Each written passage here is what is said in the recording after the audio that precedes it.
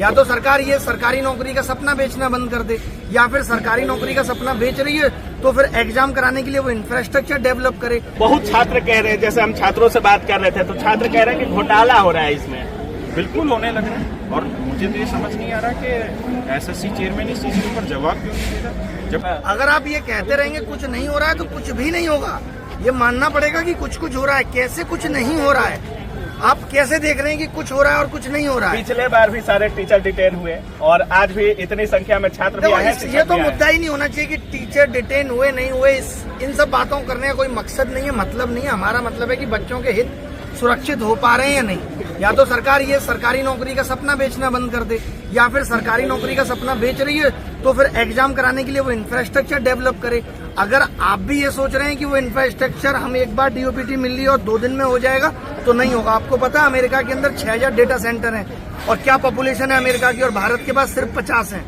भारत का डेटा पहले अमेरिका जाता है फिर वापस यहाँ आता है। तो अभी भारत इंफ्रास्ट्रक्चर डेवलप ही नहीं कर पाया। भारत के पास आज इतने कंप्यूटर नहीं है कि वो रोज के 1 लाख बच्चों का एग्जाम करा सके। उसके लिए 10,000 करोड़ रुपए चाहिए। अब या तो वो पार्टी फंड से आए या सरकारी फंड से।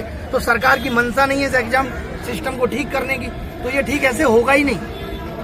सर पिछले बार आप मिले भी थे और चेयरमैन सर से भी मिले, आप चेयरमैन भी आपको समझाए हुए थे, बहुत बात भी हुई आप लोगों की। और आज आंदोलन है, छात्र भी आ गए। आप कह भी रहे थे कि अगर नहीं मानेंगे तो छात्र को उतारना पड़ेगा।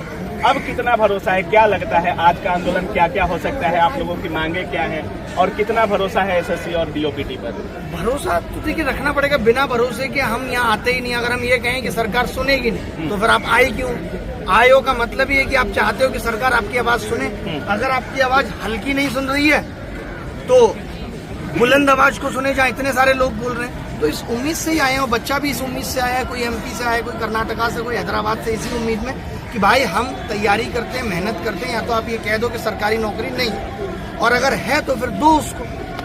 कितनी संख्या रहने वाली है सर आज छात्रों की? बहुत संख्या में आ चुके हैं छात्र आज। हाँ, बहुत सारी संख्या में आ चुके हैं। ये तो अभी शुरू हुआ है। आप सोचिए धीरे धीरे लोग बढ़ेंगे।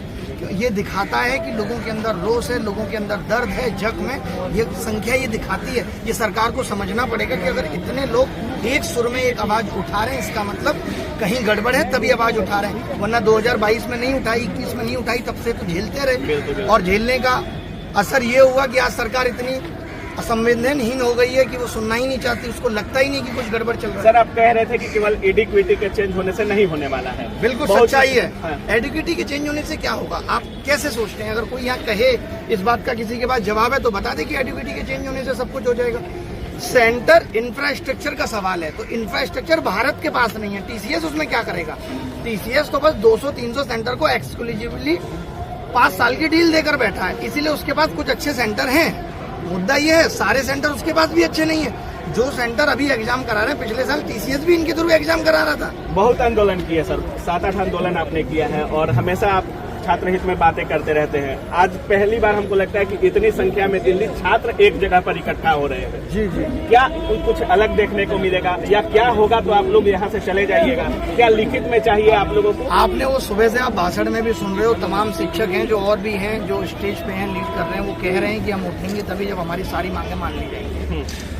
तो जितने छात्र डिजिटली देख रहे होंगे उनको क्या कुछ बोलिएगा जो लोग यहाँ नहीं पहुँच पाए हैं? मैं तो यही कहना चाहता हूँ कि आपको भी आना चाहिए था और नहीं आ पाए तो ठीक है, आप पढ़ाई करते रहिए, देखते रहिए, लोगों तक ये आवाज पहुँचाते रहिए। जितना ये आवाज डिजिटली हर जगह दिखेगी, पूरे सोशल मीडिया, टीवी चैनल्स पे दिखेगी, तो सरकार की मजबूरी बनेगी कि कुछ तो मानना पड़ेगा। सब कुछ नहीं, लेकिन कुछ तो मानना पड़ेगा। ताकि कुछ देखने को मिलेगा सर। आज यहाँ इतने दिन बाद आप लोग फिजिकली उतर चुके हैं और सबसे बड़ी बात आप लोग कह रहे थे कि छात्रों को बुला लेंगे। अगर डीओपीटी नहीं सुनता है, एसएससी नहीं सुनता है, रेलवे नहीं सुनता है, तो डीओपीटी में भी आप लोग मिलने गए। आज छात्र आंदोलन का क्या मतलब था? देखिए, 2 चीजें हैं। हाँ। जब हम मिलने गए तब हमने जो मांगे रखी थी, हाँ। और उसके बाद जो टीचर्स ने आगे सबूत दिखाए हैं, ये पूरे के पूरे वेंडर ही सेट हो रखे हैं या पूरी लैब ही सेट हो रखी है। और अगर 3000 वैकेंसी है तो 4000 लोग हैं जो पेपर सोलर बैठे हुए हैं। तो कंपटीशन पेपर सोलर में हो रहा है। तो मेरी सबसे पहली मांग ये है कि आप एग्ज़ाम को ठीक तरीके से कराइए। उसके लिए आप एडिक्विटी को बदलिए। दूसरा, हम ये नहीं कह रहे कि आप टीसीएस बनाइए, टीसीएस तो है ही नहीं, आप कुछ भी करिए, एग्ज़ाम ठीक से कराइए। दूसरा जो सिलेक्शन फेज वाला एग्जाम हुआ उसमें जो गड़बड़ियां आई और जो बिल्कुल यूट्यूब पे तैर रही हैं आज के समय में, उसके ऊपर प्रॉपर सीबीआई इंक्वायरी होनी चाहिए ताकि बिल्कुल सच और झूठ का पता चल सके। बहुत छात्र कह रहे हैं, जैसे हम छात्रों से बात कर रहे थे तो छात्र कह रहे हैं कि घोटाला हो रहा है इसमें। बिल्कुल होने लग रहा है और मुझे तो ये समझ नहीं आ रहा कि एसएससी चेयरमैन इस चीज़ के ऊपर जवाब क्यों नहीं दे रहा। जब टीचर्स वीडियो बनाते हैं और टीचर्स अगर ये दिखा रहे हैं कि देखिए ये रोल नंबर है और इनका मतलब पेपर पूरी तरीके से बाहर गया है, तो ये जिम्मेदारी तो एसएससी चेयरमैन की है कि वो उस चीज़ को समझाए कि गया कि नहीं गया।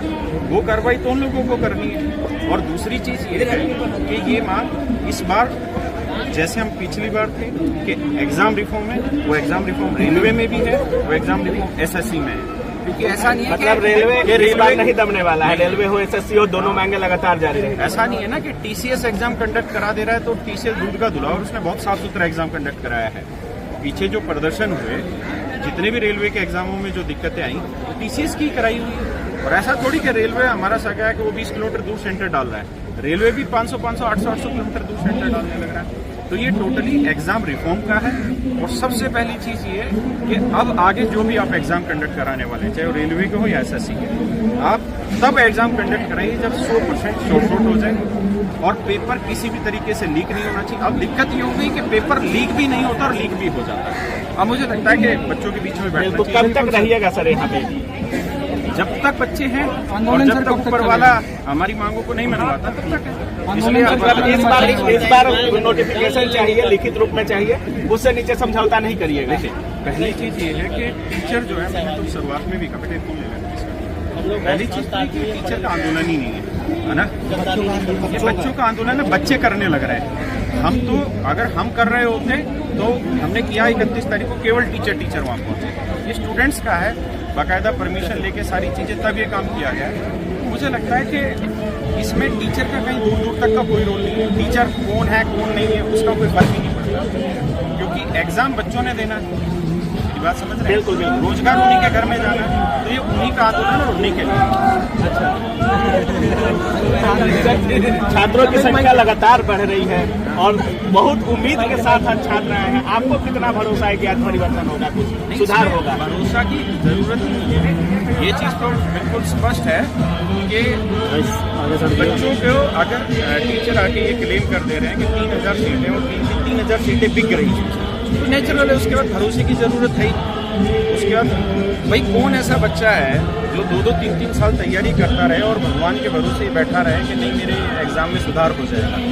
देखो, यहाँ तो वो वाली हालत है, गरीब का कुआं है, पहले खोदो फिर मिट्टी छांटो फिर पानी। पिछली बार जब आप सड़क पर उतरे, डिटेन कर लिया गया और पूरे दिल्ली का भ्रमण करवा दिया गया और सबसे लेट आप छूटे थे, शायद 8-9 बजे रात में आपको छोड़ा गया था। आज तो ये सब डर नहीं है, राकेश सर, कोई डर तो नहीं है अंदर में? डर तो स्वाभाविक है, ये सभी बच्चों में भी होता है, सब में होता है, लेकिन डर के आगे बड़ी चीज जो मांगे मानी जा रही है वो इतनी बड़ी है कि उसके आगे कुछ हो नहीं सकता है ना। तो मांगे बहुत जरूरी है, इसलिए मुझे लगता है कि डर वाली, देखो ऐसा कोई नहीं है कि मैं ये कह दूं कि नहीं मेरे 20-30 डंडे पड़े और उसके बाद मैं डरूंगा नहीं। डर सबको लगता है, ठीक है। और मैं तो वो आदमी था जो उस आंदोलन में खड़ा रह गया, वहाँ एक जगह एक अकेला आदमी था जो खड़ा हुआ था। आज भी कुछ होगा तो वहाँ खड़े रहेंगे, इधर से उधर भी नहीं लेंगे 1 इंच भी। मतलब जब तक छात्र रहेंगे, जब तक छात्रों की कार्रवाई नहीं होती है तब तक रहेंगे। लेकिन आप लोगों को भी, मीडिया को भी ये समझना पड़ेगा कि ये आंदोलन किसी टीचर का नहीं है, स्टूडेंट्स का है। क्योंकि जब जब टीचर करते हैं तो उनकी तरफ से एक ही जवाब आता है कि तुम्हारा धंधा नहीं चल रहा इसलिए तुम ये काम। बिल्कुल। तुम्हारे कोर्सेज नहीं बिक रहे इसलिए तुम ये काम कर रहे हैं। तो इस बार बच्चे हैं, अपने आप देखेंगे, जवाब देंगे। ऊपर सीट चली जाती है। बहुत बहुत धन्यवाद।